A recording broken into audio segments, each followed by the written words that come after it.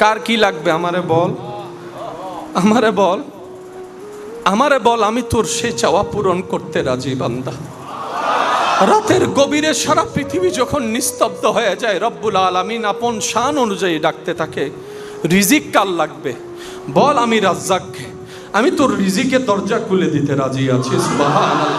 কে আছিস পাপী, যার পাপ আসমান সম হয়ে গিয়েছে, লা তাকনাতু মির রাহমাতিল্লাহ বলে ডাকতে থাকে বান্দা, একবার দিল থেকে তওবা কর, চোখের পানি একবার ছেড়ে দে, মন থেকে একবার বল, ও রহমান তোমার কাছে ক্ষমা চাই, ও রহিম তোমার দরবারে আশ্রয় চাই।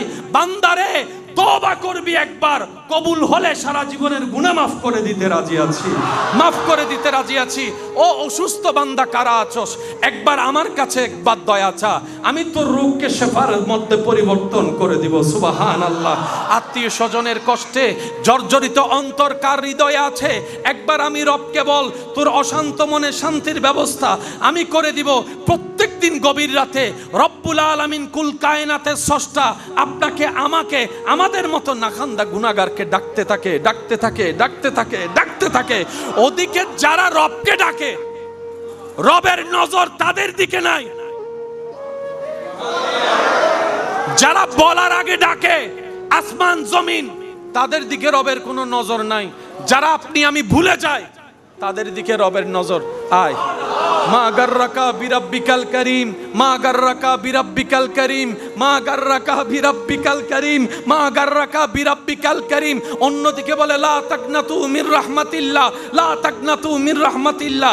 গুনাহগার যখন নিজের পাপের বোঝা কাঁধে নিয়ে লজ্জায় মাথা নিচু করে আড়াল হয়ে যাচ্ছে, রব বলে বান্দা তুই কোথায় যাস? বান্দা বলে আল্লাহ এমন গুনাহ করেছি, নিজের আত্মীয় সামনে দাঁড়াতে লজ্জা পাই, তোমার সামনে কোন মুখ নিয়ে দাঁড়াবো, তোমার সামনে কোন মুখ নিয়ে দাঁড়াবো?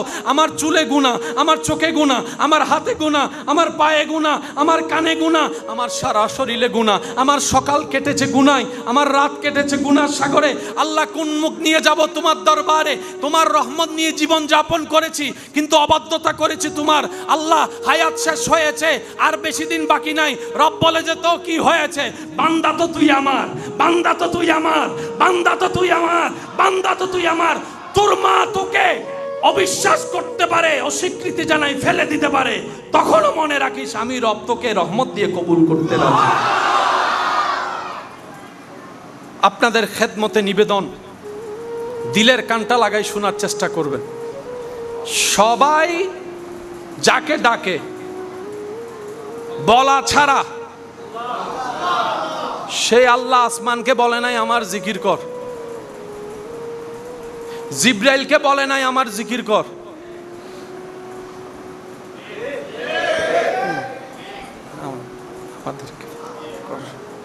আমাদেরকে বলতেছে কর। ভিআইপি, আবার আরেকটা আছে সিআইপি। যত বিভিআইপি সব আমরা, দাম নাই আমাদের সাইরানা, কিন্তু রব আমাদেরকে বানাই দিয়েছে বিভিআইপি। জগৎ জিজ্ঞেস করে আল্লাহ এই ছোট্ট সৃষ্টির এত দাম কেন? রব বলে যে ও জিব্রাইল, তোমার সাথে আমার মুস্তাফার ডাইরেক্ট কোনো সম্পর্ক নাই, কিন্তু এই উম্মতের নবী মুস্তাফার সাথে আমার হাবিবের সাথে ডাইরেক্ট সম্পর্ক। গুনেহগারম সিয়াকারম ওয়ালাকিন বাদাস্তম হস্ত দামানে মুহাম্মদ। সুবহান। আল্লাহ শুধু কারণ খুঁজতে থাকে। কারণ কি বললাম? পিছনের ভাইদের একটু আওয়াজ লাগবে। আল্লাহ শুধু কি খুঁজতে থাকে? একটা কারণ যদি পাওয়া যায় শেষ। ওই একটা কারণ কোন কারণ জানি না বলে সব কারণকে করতে হয়। আমি কি বুঝাতে পারছি কথা? জান্নাতে যাওয়ার জন্য নামাজের দরকার, বলেন না ভাইয়া? রোজার দরকার, হজের দরকার, যাকাতের দরকার। এবার মূল কনসেপ্টটা আমি আপনাদের খেদমতে উলামায়ে কেরামের দোয়া নিয়ে প্রেজেন্ট করার চেষ্টা করব। তবে একটা কথা মনে রাখবেন, ইসলাম যতটুক জানার ধর্ম, তার চাইতে বেশি ইসলাম বুঝার ধর্ম। আল্লাহর বিচার অনেক পড়ে। চলেন আমরা নিজের বিবেক দিয়ে একটা বিচার করি। একজন ব্যক্তি 5 ওয়াক্ত নামাজ পড়ে, জান্নাতে যাওয়ার সুযোগ? বলেন বলেন বলেন বলেন। রমজানে রোজাও রাখে, আবার নফল রোজাও রাখে, জান্নাতে যাওয়ার সুযোগ আরো বেশি। সে হজ করে, জাকাত দেয়, কিন্তু মা বাবার সেবা করে না। জান্নাতি না জাহান্নামী? আমি বলবো না, আপনারা বলেন। ওনার কাছে নামাজ, রোজা, হজ, জাকাত, তারপরও জাহান্নামী কেন? মা বাবা সেবা করে না। ঠিক আছে, এবার আরো সহজ করছি। নামাজ, রোজা, হজ, জাকাতও করে, মা বাবা সেবাও করে, তাহলে জান্নাতে যাওয়ার সুযোগ। কিন্তু ভাই বোনে জায়গা দেয় না। আমি বলবো না, আপনারা বলেন। জান্নাতে যাওয়ার সুযোগ, জান্নাতে যাওয়ার সুযোগ। সে যা ভাই বোনের জায়গাও দিছে ভালো, কিন্তু পাড়া পশ্চিমের রোড বন্ধ করে দিছে। জান্নাত আমাদের সবার দরকার। কোন কাজে জান্নাত আগে সেটা তো বুঝতে হবে। সে যদি নামাজ পড়ে জাহান্নামে যায়, তখন মনে প্রশ্ন আসবে, কি রে নামাজও পড়লাম জাহান্নামে। তখন রব বলবে, জান্নাত আমি কাকে দিব সেটাই তো তুই বুঝার চেষ্টা করস নাই, না বুঝে শুধু করতেই গেছস, করতেই গেছস, করতেই গেছস। বুঝাতে পারছি কথা? আমার কথায় কেউ কষ্ট নিচ্ছেন না তো? কেন আমরা দুনিয়াতে আসছি কয়বার? একবার। কবরে গেলে ব্যাক গিয়ার দিয়ে আবার আসার কোনো সুযোগ। সেজন্য যা সিদ্ধান্ত নেওয়ার এখন নিতে হবে, যা করার এখন করতে হবে, যা ভুল আছে এখনই শুধরাই নিতে হবে। দ্বিতীয়বার কোনো সুযোগ আসবে? এবার বলেন, আমরা সবাই জান্নাতে যেতে চাই কি চাই না? জান্নাতে যাওয়ার জন্য দুইটা জিনিসের প্রধান দরকার। একটার নাম ঈমান, একটার নাম আমল। একটার নাম ঈমান, আর একটার নাম। এই আমলের ভিতর নামাজ, রোজা, হজ, জাকাত, মা বাবার সেবা, পাড়া প্রতিবেশীর হক, মানুষের হক, জাগা জমিনের হক, কথার হক, চোখের হক আছে না নাই? এই সবগুলা মিলে যদি হয় তাহলে জান্নাত। কিন্তু জান্নাতটা আসলে কোন কাজে? এক কথায় বুঝবেন, জান্নাত কারা পাবে? যাদের উপর রব খুশি হবে, জান্নাত তারা পাবে। জান্নাত কোনো কাজের ভিতরে নাই। যাদের উপর রব খুশি, জোরে জোরে জোরে জোরে, তারা কি পাবে? বলেন, তারা কি পাবে? তারা কি পাবে? সেটা এক্স হোক, ওয়াই হোক, জেড হোক, আমি হই, আপনি হই, তুমি হোক, সে হোক, যে হোক, শর্ত একটাই, রব খুশি, জান্নাত। রব নারাজ। এতটুকু কি বুঝে আসছে? এবার আমি আপনাদেরকে বললে আপনারা এখন সহজে বুঝতে পারবেন। তাহলে জান্নাত পেতে পাওয়ার শর্ত হচ্ছে রবকে খুশি করা। এবার বলেন, নামাজ পড়লে আল্লাহ কি হয়? সেজন্য নামাজ পড়ব। মদ খাইলে আল্লাহ কি হয়? সেজন্য এটা খাবো না। অন্যের হক দিয়ে দিলে আল্লাহ কি হয়? অন্যের হক দিয়ে দিলে কি হয়? সেজন্য দিয়ে দিব। সেটা ভাই হোক, সেটা বোন হোক, সেটা চাচা হোক, সেটা জ্যাঠা হোক, সেটা মামা হোক, সেটা যেই হোক, এক্স ওয়াই জেড, হক পাইলে দিয়ে দিব। কেন? আমার রবকে খুশি করার জন্য। অন্যের হক নিজের কাছে রেখে দিলে আল্লাহ কি হয়? সেজন্য এটা রাখবো। বাস এই কনসেপ্টটা বুঝে চলতে পারলে আপনার জন্য জান্নাত। খোঁজা লাগবে না, দেখবেন জান্নাতেই আপনাকে খুঁজে খুঁজে নিবে, খুঁজে খুঁজে নিবে, খুঁজে খুঁজে। এবার ওলামায়ে কেরামের দোয়া নিয়ে আমি প্রেজেন্টটা করার চেষ্টা করছি। আপনারা শুধু সুবহান আল্লাহ বলে রবের জিকিরে নিজের জবানকে পবিত্র করার চেষ্টা করবেন। পারবেন ইনশাআল্লাহ? যারা যারা পারবেন একটু দুই হাত তুলে দেখান। আল্লাহু আকবার। ইয়া রাসূল, হায় হায়। উচ্চ আওয়াজ একবার বলেন মারহাবা। জান্নাত আমরা সবাই চাই কি চাই না? জান্নাত পেতে গেলে কাকে খুশি করতে হবে? এবার আল্লাহকে খুশি করার জন্য যা করা দরকার সব করতে হবে। কারণ আমার জানা নাই কোনটাতে তিনি খুশি হচ্ছে, সেজন্য সব করতে হবে। এবার আমি আপনাদেরকে বলি, আপনারা শুধু সুবহানাল্লাহ বলতে থাকবেন। পারবেন ইনশাআল্লাহ? কেউ গালি দিলে প্রতি উত্তরে আমরা গালি দিব না। জগৎ যদি জিজ্ঞেস করে তোর কি জবান নাই উত্তর দেওয়ার, আপনি বলবেন মুস্কি হেসে, হ্যাঁ তার চাইতে 3টা গালি আমি বেশি জানি, কিন্তু আমি সেটা আমার জবানে আনবো না। জগতে জিজ্ঞেস করবে ভয় পেলি নাকি, আপনি বলবেন যাকে ভয় পেয়ে চুপ করে থাকবি মনে করছিস, আমি তাকে ভয় পাই নাই, তার রবকে ভয় পেয়েছি, তার রবকে ভয় পেয়েছি। আমি গালি জানি কিন্তু জবান খুলবো না। কারণ আমি আমার রবকে খুশি করতে চাই।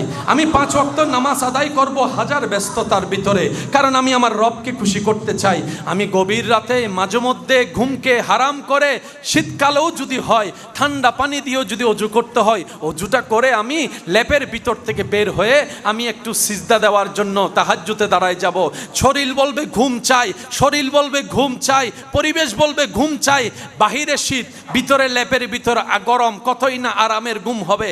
আমার অন্তরকে আমি শুনাই দিব আমি রবকে খুশি করতে চাই, রবকে খুশি করতে চাই, রবকে খুশি করতে চাই।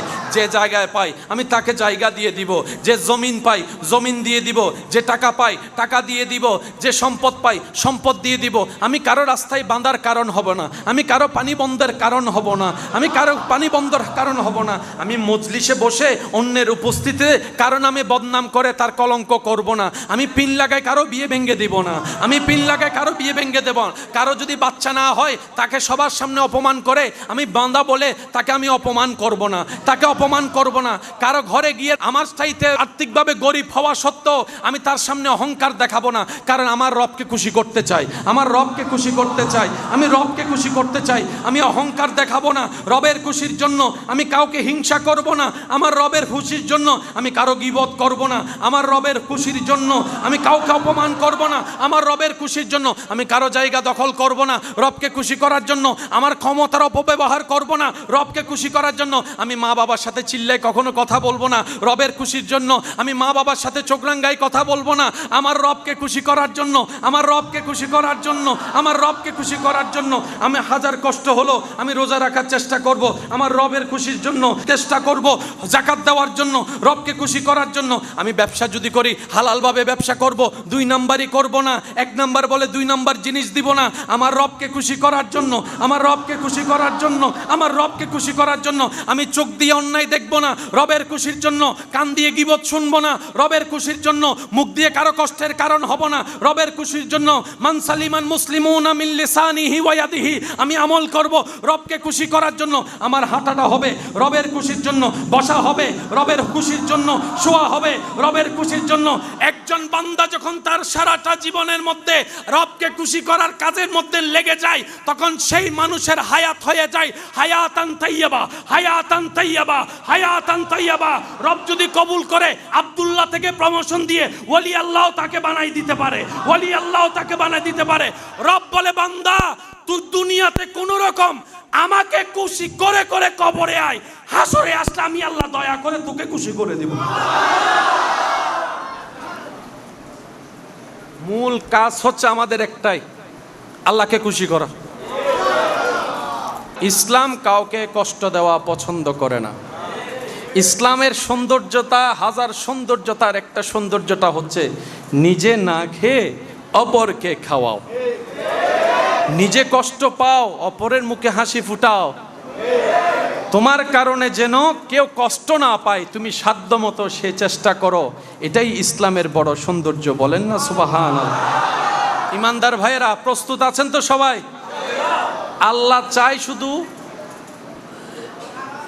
একটা কারণ, বলেন না আল্লাহ চাই শুধু একটা। এই আশাও যদি একটা কারণে পড়ে যায়,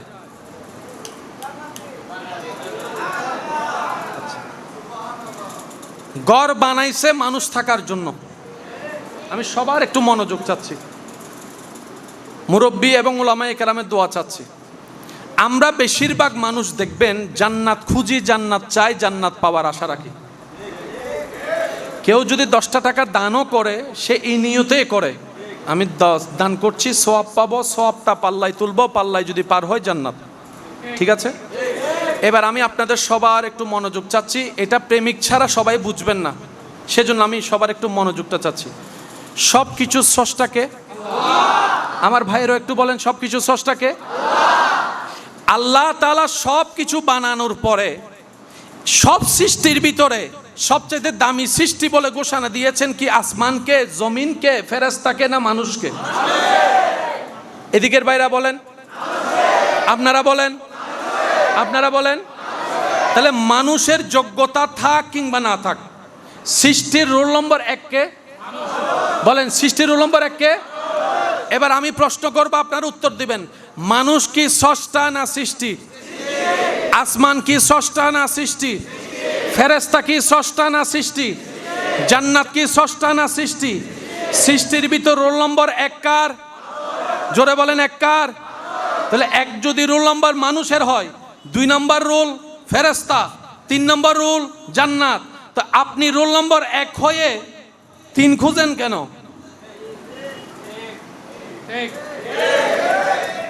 আপনি তো রোল নম্বর 1। এবার বলেন, ফেরেশতা দামি না মানুষ দামি? আমি শুনি না, আরো জোরে বলেন। আসমান দামি না মানুষ দামি? জমিন দামি না মানুষ দামি? জিব্রাইল দামি না মানুষ দামি? মিকাইল দামি না মানুষ দামি? আজরাইল দামি না মানুষ দামি?